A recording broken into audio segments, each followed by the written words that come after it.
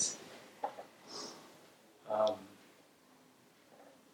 it's a big, long journey you have had, over the years. And maybe we could just start with sharing about how maybe just Sri Aurobindo and Mother entered your life. Um, was there any precise moment, or was it gently, or maybe if you remember when was the first time you even heard about them, and what do you remember? If was there any particular moment that touched you?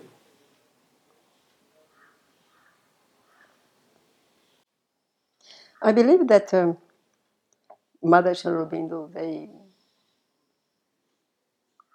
they have been with me since before my birth, without my knowing. and But the first time I heard about them, it was at the dance school where I was studying dance at the university in Bahia, in Brazil. It was one of my dance teachers that have met the mother in Pondicherry. And he was the person that started this movement about Sri Aurobindo in Brazil in the late 60s. So he was the one that, the first time I heard the name, no, Sri Aurobindo and the mother, and something about them was at that time. And do you remember what it was, or? It was reading something, or he was mentioning something regarding dance and spirituality, and so he mentioned this.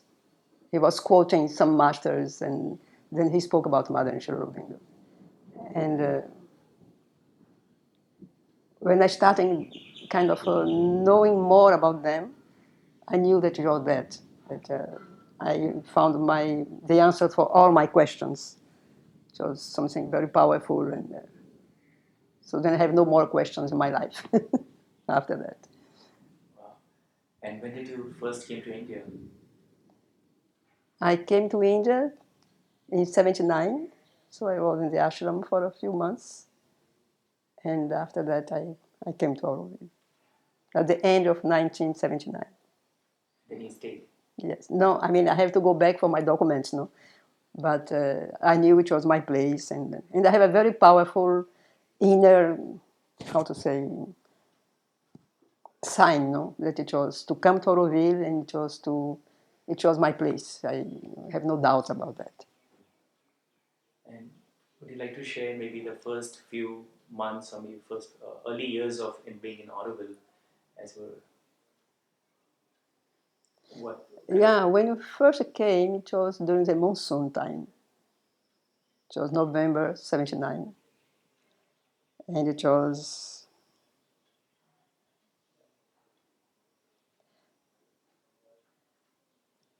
amazing. We stayed for 3 days, and I am speaking of the we because I came with my partner at that time. We came together, and for both of us, was kind of no doubts, something definitive for life. That's the place, no, where we want to dedicate our life and give our being to the manifestation of that.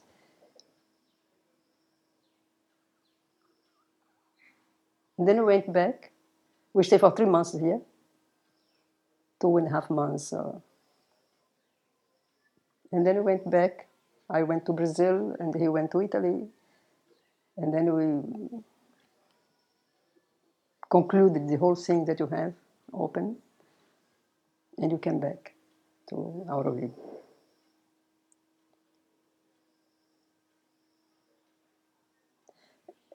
And then I started giving dance classes everywhere for so many people. My impression is that it was the last years of the conflict with the Sri Aurobindo Society. And after all these years of conflict, toward the end, I believe that people are looking for something different. So when I came, I have this giving dance classes and having music, and so I probably through me something different came, And I mean, so many people came to have these classes with me. It was a very beautiful moment. So I was giving classes in aspiration. I was giving classes here in the center field. We had classes in Matrimanji office, where you have meetings today on the first floor. We used to have also dance classes over there. So it was a very rich moment. At the same time, very hard because we started a new place that nowadays is called Transformation, near Transition School.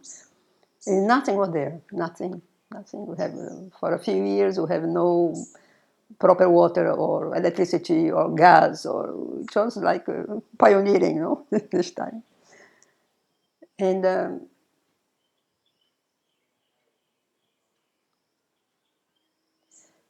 it was, I mean, it's strange for me because I was coming from Brazil, where I lived in a community dedicated to Sri Aurobindo. And Sri Aurobindo was very, very much present in myself.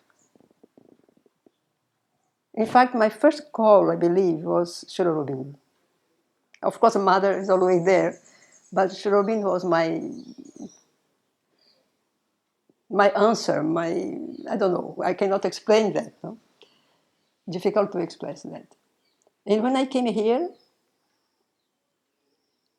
I told the mother, I mean, the agendas were coming out, and the people were very much talking about that. And the presence of the mother was very powerful here. Not much Sri Aurobindo. And I was missing that. And we have a theater group, and they were playing French plays, and it was very much, how to say, turned towards the French culture. And I kept asking myself, why you cannot play Sri Aurobindo? Sri Aurobindo wrote plays. Sri Aurobindo wrote 5 complete plays. And I asked some friends, why not Sri Aurobindo? And they say, no, Sri Aurobindo is too difficult, it's too long, it's too kind of somehow outdated. And within me, I have this thought that was almost a challenge. So one day I want to do that. I want to show that you can do Sri Aurobindo plays. You can perform Sri Aurobindo's plays. But it took some time.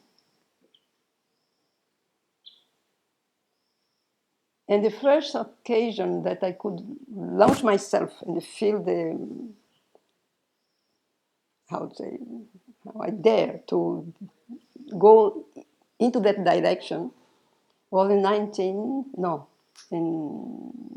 it was 1999 that one person in Auroville, she wanted to make some presentation on Savitri. She asked me to help her.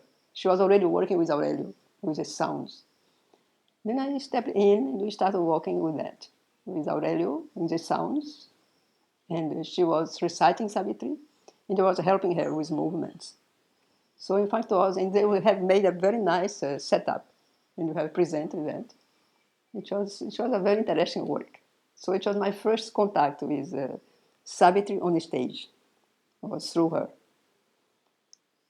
And the second occasion was 2002, that they have a seminar on the mother and the yoga of evolution. And they want to put on the stage mother's short plays. Then I took the challenge, and I put on the stage the Ascent to Truth. And it was for the first time I had this team that you have Shimoy, Joy, Otto, and Aurelio, music, and who else was there? Some young people, because we have some students in the cast. And Mita was there, yeah, Parta. We have no recording of that. We may have some old photos, but we don't have much recording of it. It was a very interesting thing. It was for me. It was beautiful because we have a modern setup. We have a work with Michel. That was I think he's Swiss, He was working at that school. He was an art teacher in that school. And he has some very nice ideas, modern ideas. And we explore that. So this play was something that gave me courage and daring, to go ahead. And then Chamoy kept saying, no, you have to do something else. Why don't you do Perseus? Why don't you put Perseus on the stage? And Perseus is Sri Aurobindo's play, is the longest one. And the only one that he make a revision on the late, no, the 1919 or 1920, but it's a very long one, quite long. And I think I cannot hesitate in saying that I get an inspiration. And I knew that we had to reduce the play. You cannot be 5 hours play if you have to play it complete. And I had a very good, support from Norman. Norman was an English professional actor that was in Auroville. He was an Aurovillian. And he was supporting, he was very supportive. And he was telling me all the time, you have to be brave, you have to cut. You have to be brave, you have to have courage to cut. You have to shorten this play, it's too long. And I remember the moment when I sat down and I went through and I knew exactly what has to be cut. It was incredible. I was very concentrated. I sat down on the floor, I took the script, and I started cutting. I knew exactly where, here and that. I was very clear. So we could reduce that for 1.5 hours. No, sorry. We cut 1.5 hours, so we come to 3 hours and a half. And it was, we prepared a kind of an event. It was the first time that we played Sri Aurobindo's play in Auroville, that we put that on the stage at Bharat Nivas. You have a big cast, and so we have built photos of the preparation, of the rehearsals. We have photos, and we had the drawings for the costumes, and we prepared an exhibition on the hall of the Bharat Nivas, on the entrance, this big hall. We prepared a big exhibition of the preparation.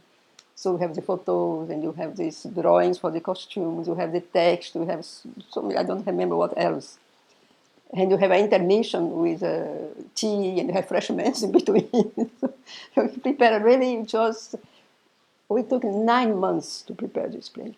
And you have some adventures during the process. And it was interesting because after 9 months, we performed it twice, then it was it. Then you realize how this theater thing, these performances are ephemeral.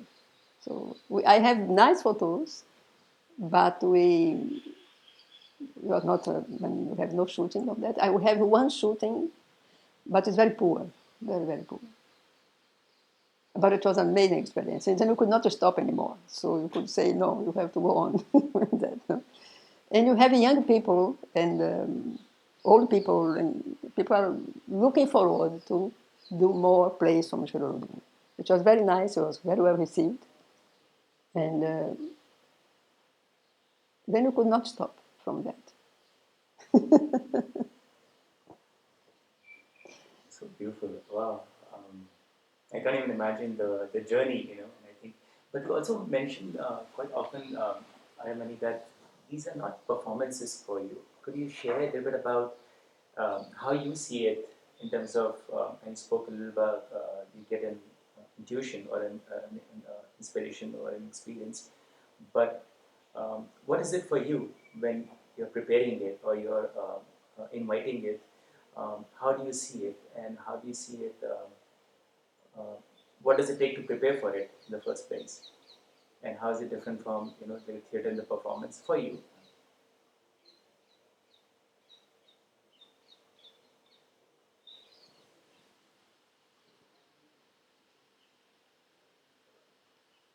One thing that inspired me or give me a kind of push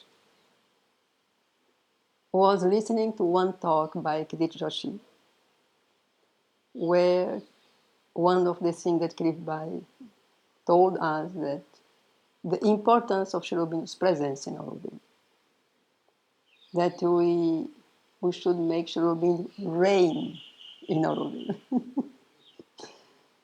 And I mean, this kept echoing in my mind, in my heart, and how to make Sri Aurobindo reign, pouring in Auroville. And I have to say that theater, it was something that always called me. I studied dance, modern dance, but in fact, I think I will be more, my tendency, my call will be much more theater. The voice, the space, the body, this connection between these three things: voice, body, the space. And to put that, to manifest that, to bring these Sri Aurobindo plays. Sri Aurobindo plays are not really plays. Sri Aurobindo is not a playwright. Right? Sri Aurobindo, he was exploring ways, I believe, ways to how, he wrote also short stories, or he explored so many forms of literature. I believe that theater, dramas, was one of the ways that he was exploring, because he didn't go far. In a certain moment, he stopped. But whatever there is, you can even identify these deep truths that you find later on, in The Life Divine, or in other syntheses, or even in Savitri. We can identify moments that were already there. So Sri Aurobindo started writing the plays in Baroda before coming to Pondicherry. And so already there, we can feel this vastitude, this knowledge that was there. And when I started reading Sri Aurobindo, I have to have that in myself, because I have to explain to the actor, to make them enter into the character and to discover this is what Sri Aurobindo wants to say. Because people ask, what is this? Why is he saying that? So I have to enter into the text. And to enter into this, whatever Sri Aurobindo have written or is telling us, is a living knowledge. It's not books. Sri Aurobindo is not about books. It's a living knowledge. So when you enter into Sri Aurobindo's writings, you are entering into this field of knowledge that is Sri Aurobindo. And for me, it was that experience. I think that was a transformation. To go into that was a transformation, a process of transformation that I didn't notice. No, I didn't notice how the process was going on me. I was just going through. And then we did these 4 plays, with Perseus, Eric, Rodobin, and the Viziers of Bassora. And this was an amazing experience, because it was at Bharat Nivas, and you have all this wonderful theater, the wonderful space, and people, the actors, and almost always you have a big crews. You have the visit of Bassora, we have around, maybe 50 people around.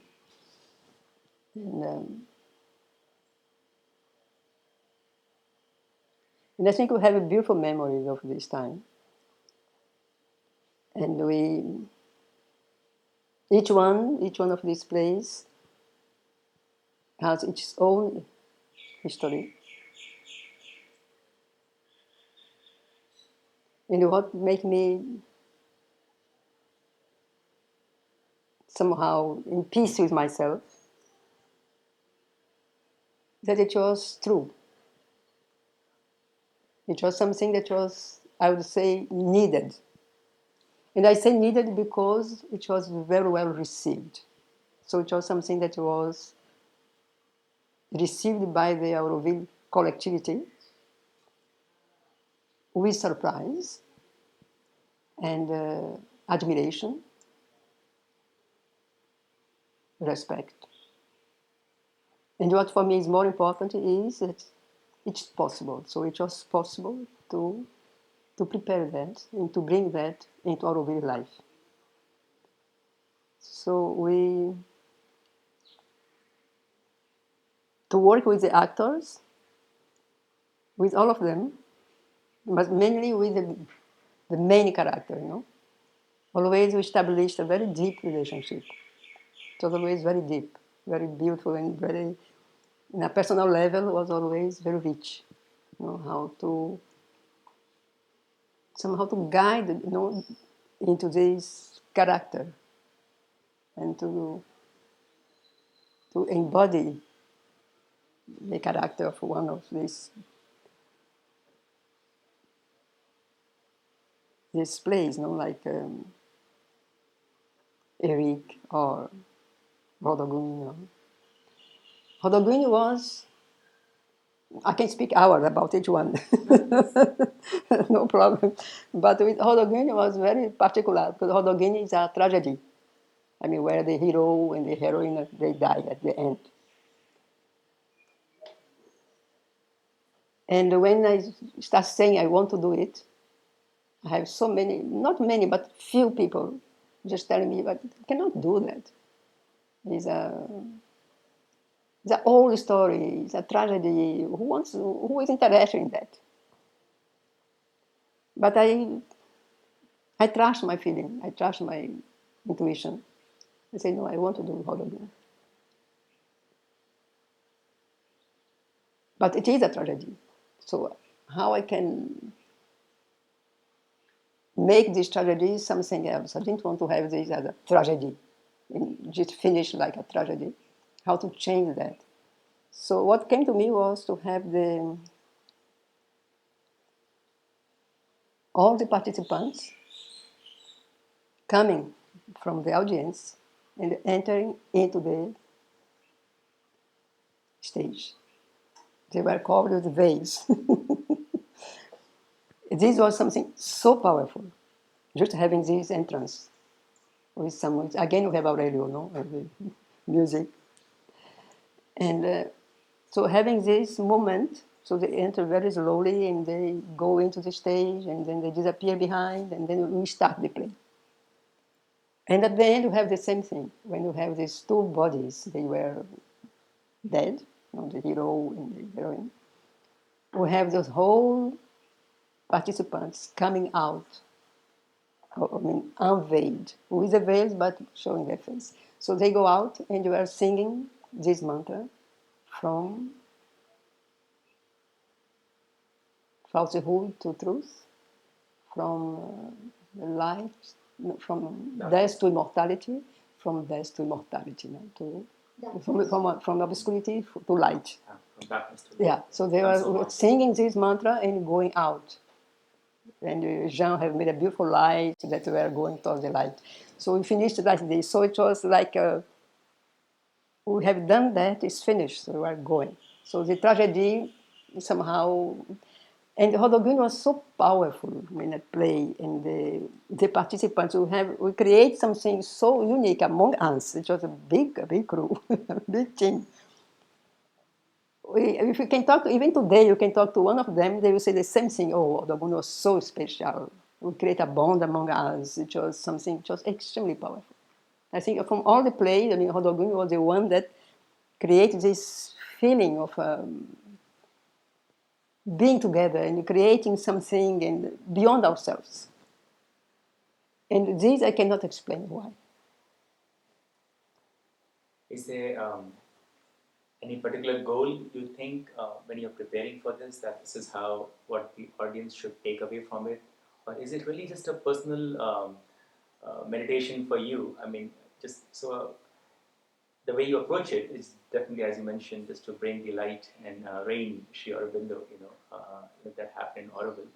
But as you're also preparing this, are you moving towards any specific goal in your heart? You see, it's something like I believe on the invisible. I believe that whatever happens in the visible is coming from the invisible. And I don't know why I'm much more connected with the invisible than with the visible. And this work with Sri Aurobindo for me is to bring Sri Aurobindo to Auroville life, that you can see, feel, hear, speak about him, even writing about him.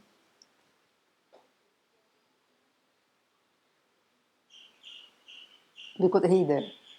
So then if no, I don't think about the result. For me, is it something from the invisible that has to come to the visible? But it happened already there. And it depends on us. How it manifests, how it comes. It does not depend on me or anyone, but it is. And with my mind, I have no explanation. I cannot say why I'm doing that or no. But I remember my first year in Auroville, I have a kind of dream. I say a kind of dream because I don't have vision or dream where I saw Sri Aurobindo present in Auroville, but behind the bushes. He was kind of hidden behind the bushes. And I just said, no, Sri Aurobindo has to come to the front. He has to be present in our life. And all this connection with this presence of Sri Aurobindo is what guides me. There is nothing else. Is that.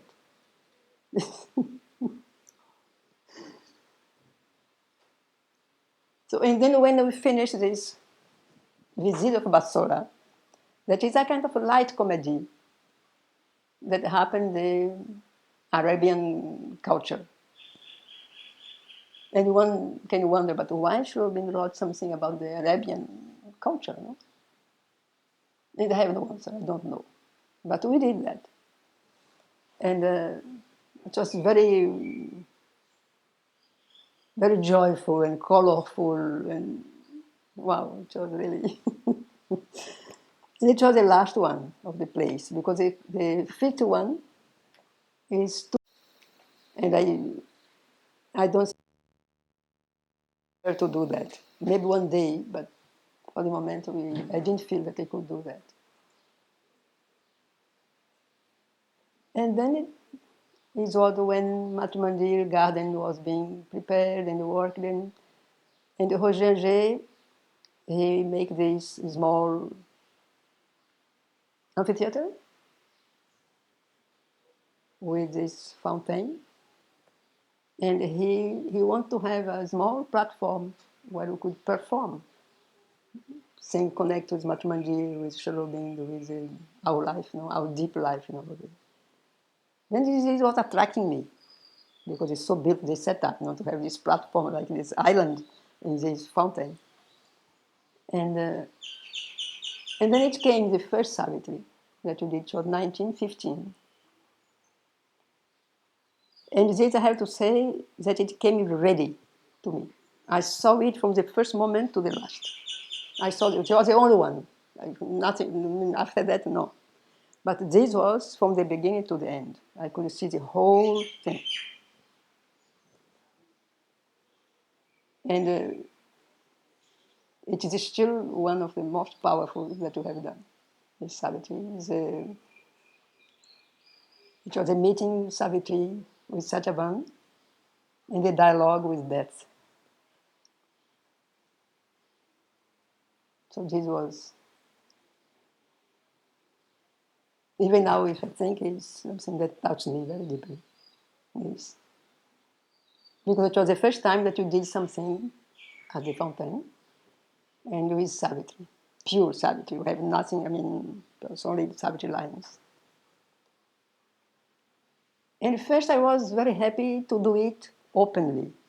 So you have people coming and sitting down and listening and going, and children coming and playing with the water and going. So it was very much a public space during our rehearsals. And I was not expecting anything.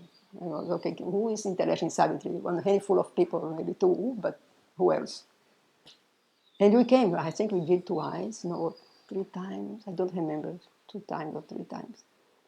But we have a kind of a very excellent audience and receptivity, and it was amazing. And what touched me also was this silent at the end. It was a meditation, a spontaneous collective meditation at the end. Just so beautiful. So this I was, it became a kind of a normal thing, because after, every time we have this. But the first moment I didn't expect. Even when people went away, it was the same quietness, the same silence living in the space. So this was very, and I received, also feedback from many different people and places, and from the ashram people. I was very surprised somehow because I didn't expect it to be such interest by that. And after that, when you make the next ones, and you was receiving this kind of feedback, then even emotion, some people even crying in emotion about it. There is something that you can, through that, you can perceive that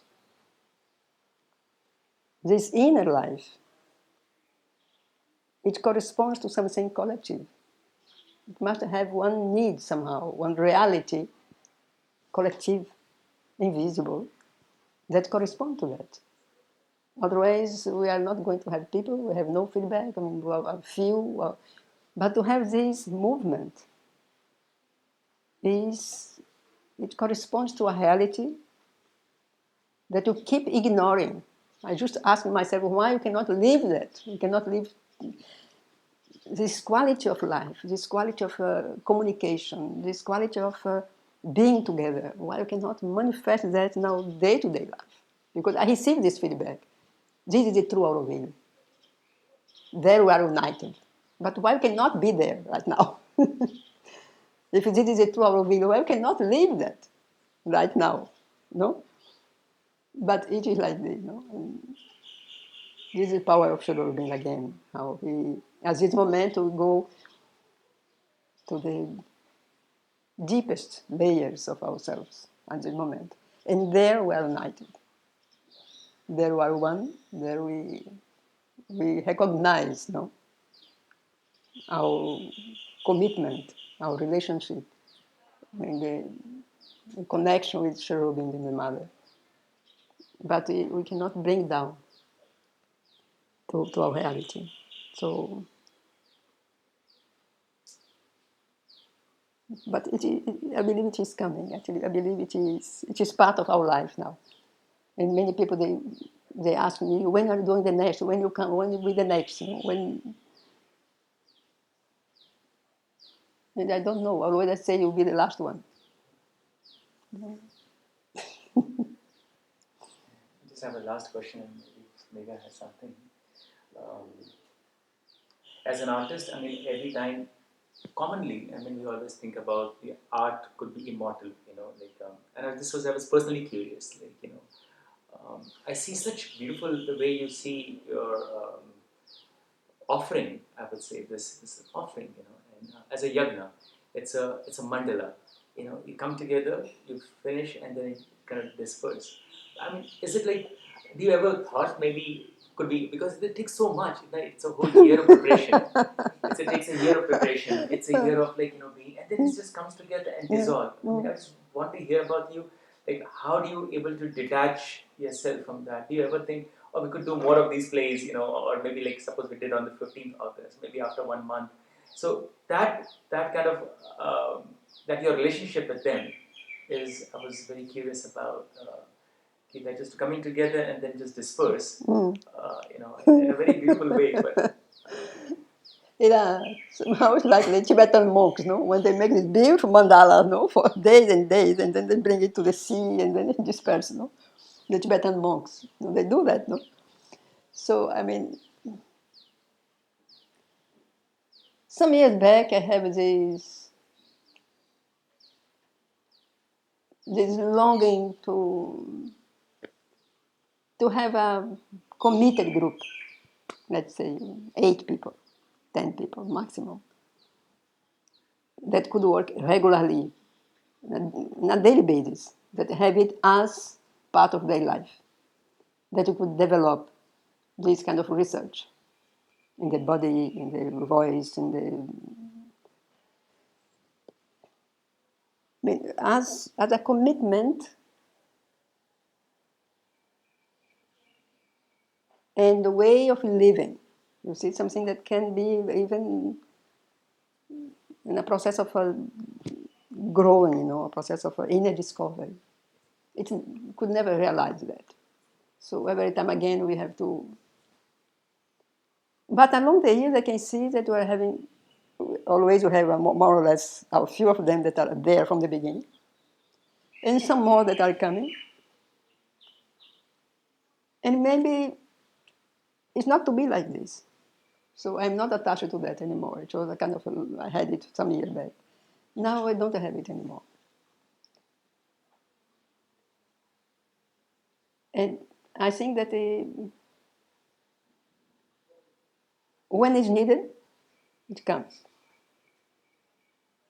It is, and one of the things that I have to say regarding all these plays and all this work on Savitri and all that is everything that is needed will come. Always have come. In terms of budget, in terms of people, in terms of space, in terms of technical support, everything. Sometimes it comes to the last moment, like a test, no? You have to see if you really you have faith or not. But at the last moment, it comes, no? So this is no. For a few days, I feel connected. It's like we have this atmosphere that I mean, it stays with me. I can see the video again when you have video. Before we didn't have any video, so it was. But from the Savitri presentation, the last ones we had a video. So I could see video 2, 3 times. I could keep this with me, and then shift. So I think this space should be open to something new if it should come. If it is to come something new, have to be free. And then we walk, we go forward. Something to be, yeah. And now with videos, is it's very nice to have it recorded. So I appreciate that. And and in fact, what I would like to convey is that it is possible to do that. And I hope that the new generations could take that as an inspiration, as a possibility, and explore more and come to more, much more, how to say, advanced exploration of Sri Aurobindo's works. And, Savitri is a source that is infinity. It's infinite. Savitri has no limits. If you want to explore Savitri as for any form of art, painting, music, dance, theater, whatever, Savitri is.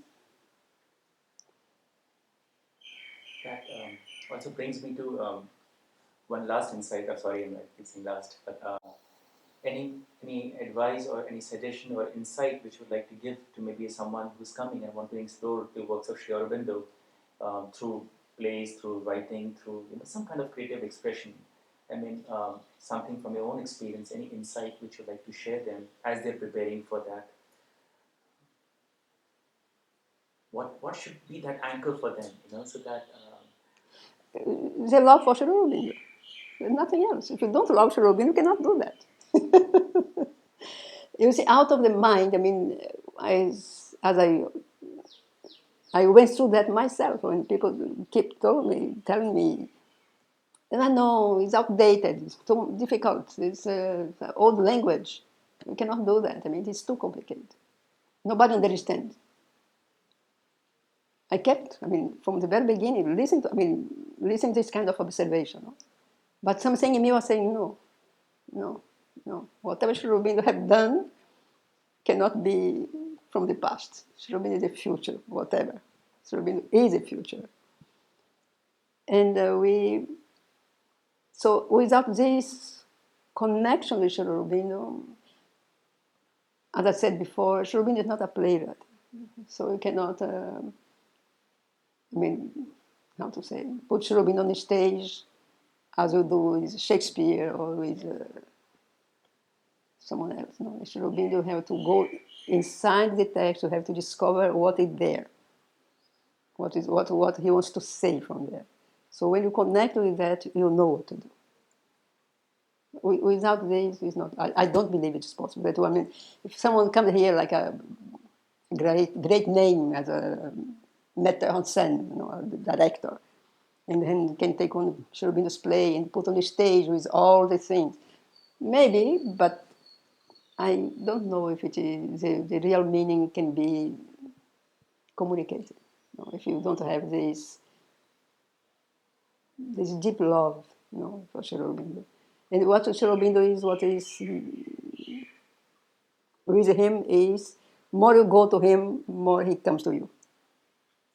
So the answer, when you start opening something, when you start reading and trying to understand, and so slowly, the whole thing opens, and so he there, you can enter into that.